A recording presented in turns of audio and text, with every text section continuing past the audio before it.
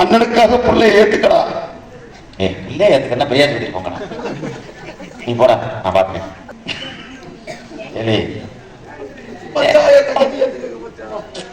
அண்ணே யாருக்காவது காலையில கூடாது. தங்கச்சி அண்ணன் ஆசையை நிறைவேற்றியாடா? ராமேஸ்வரம் போறோமா? இல்லடா, நேத்து அண்ணன் படுத்து தூங்கும் போது இங்கிலீஷ் படம் ஞாபகம் வந்துச்சுடா.